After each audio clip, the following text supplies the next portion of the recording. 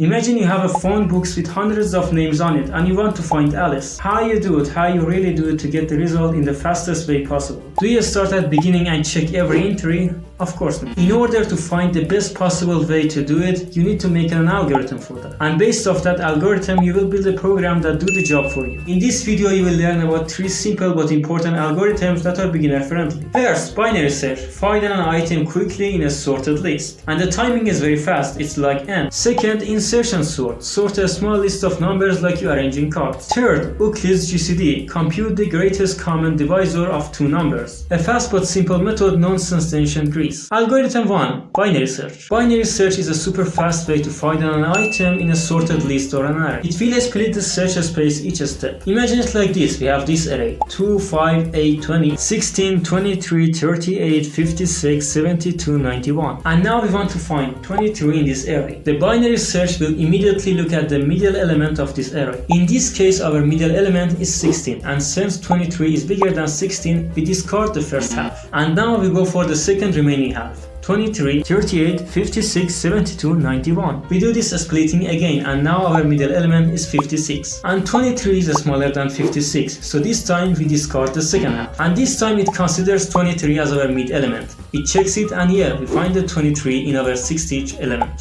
So yes, 60th index of this array was our answer. Here is the binary search algorithm in the C# and Python. And here you can watch it execute this code.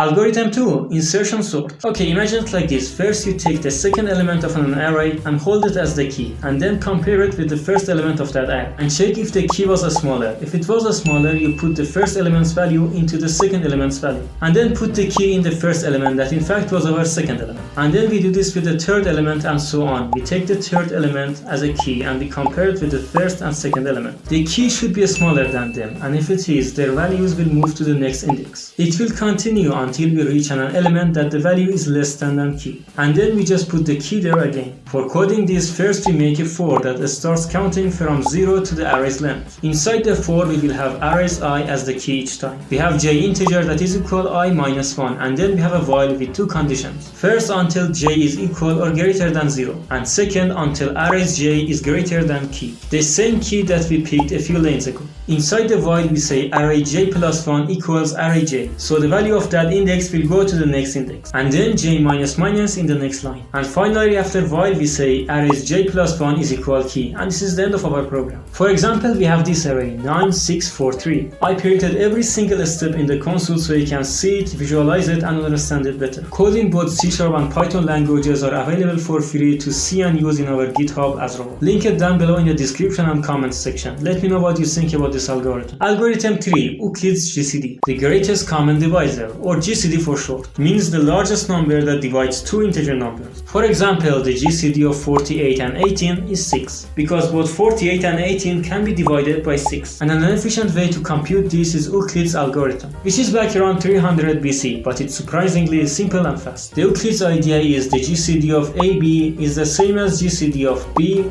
A modulus B, until one number became 0. So when the second item became 0, the first one is our GCD. In other words, repeatedly replace the bigger number which is remain there when it's divided by the smaller number. We can make this program easily by the recursive function. First, we define a function named GCD that gets 2 numbers, A and B, and inside the function we check if the B is equal 0, then return the A as our answer, and else return the GCD function again, but this time instead of A we have B, and instead of B we have A modulus B, which means the remaining of A divided by B. I execute this code with the steps printed in the console so you can visualize it and understand it better. You can have this code in C# and Python for free for seeing or use in Azrova's GitHub. The project's link is down below in the description and comment section. Don't forget to check it out, you will have other projects too. By the way, I have a free Discord server for programmers which is a good community. You can check it through the link below in the description and comment section. Don't forget to like and subscribe if this video was useful for you, and let me know what you think about algorithms and this video in the comment section. Thanks for watching and see you in the next video.